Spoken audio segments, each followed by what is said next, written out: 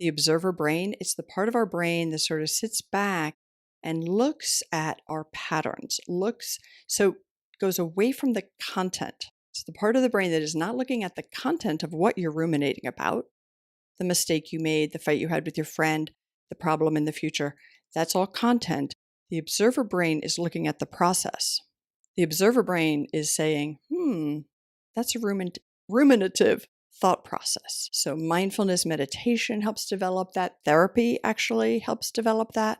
Spending the time and sort of non-judgmentally observing what your thoughts are doing and realizing, don't get too attached to your thoughts. Sometimes we just have thoughts.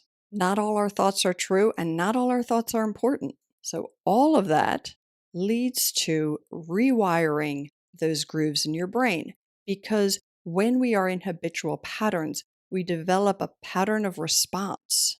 And those synapses are all wired together. They're firing together. They get to know one another. And fight with friend, boom, boom, boom, rumination, continual rumination, can't sleep. Like, it all gets tied together. So putting in place those things that can cut that pattern, right? Because you can think about your brain as if you're walking a path on your lawn or in the woods or wherever, the more you walk it, the deeper the groove gets. If you keep walking that same path on your lawn, you will have an area where there is no grass, assuming you live where I do and we have grass, not where, but you know what I'm saying.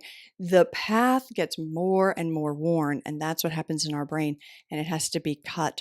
Really learning about how every thought and behavior, all those things that go together, right? When we do a behavior that goes with a thought, we are reinforcing patterns all the time.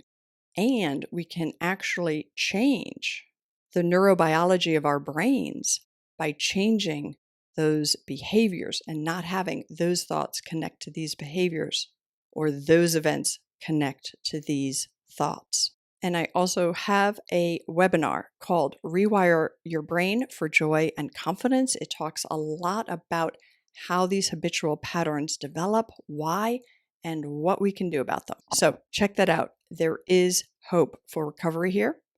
Let me know what you think about this video. If you liked it, please do hit that like button, subscribe to my channel, and I'll see you next week.